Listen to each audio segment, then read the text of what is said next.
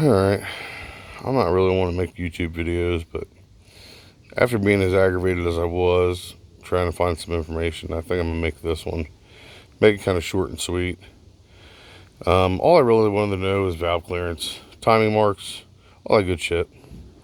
Couldn't find anything without watching like an hour-long video.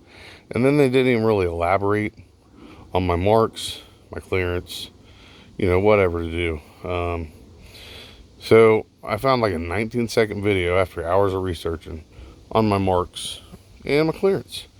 So, it's not too bad. I've taken this bike apart, I don't know, 5 times in the last week since I've had it. Here's some pictures on Facebook. You probably recognize the bike, I'm sure. Just did the LED lights last night, blah, blah, blah.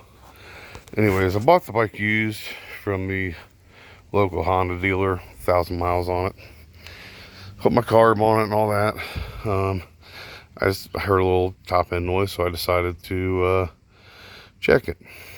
I've been a mechanic for a long time, so it wouldn't be a big deal for me to check.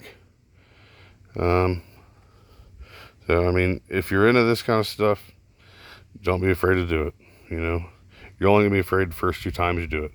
After that, it's going to become natural, and you'll be able to show somebody else how to do it.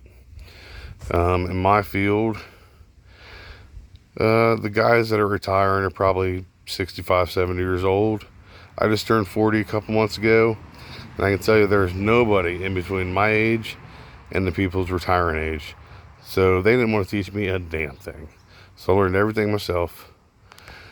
So you took out 1 10 millimeter Allen, 6 millimeter Allen, 3 10 millimeters on top of about, 25 millimeters long. That actually ended up being the same bolts as these right here, so you can't get them confused. You got an O-ring bolt here, an O-ring bolt back on the back side, and an O-ring around the outside. Don't over tighten that. All you're wanting to do is tighten it enough so there's no oil or pressure leak. Now, if you under tighten it, it's no big deal. You might have a little leak, just tighten it up, clean it off, see if you have a leak again. If you don't, you fix your problem. But back to the reason I was doing this, there's a little mark in there on the top hole. It's got 2 little slashes on it. And then there's some marks right here, 2 on the side next to them bolts. And then you have a little round one right there above that bolt. Down here it says like LB or something like that.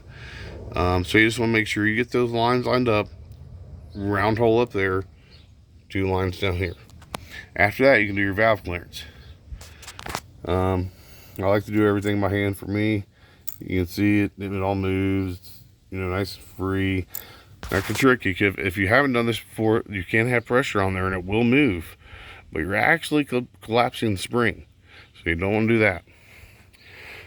Besides that, I've seen videos on guys labeling bags of bolts and crap like that.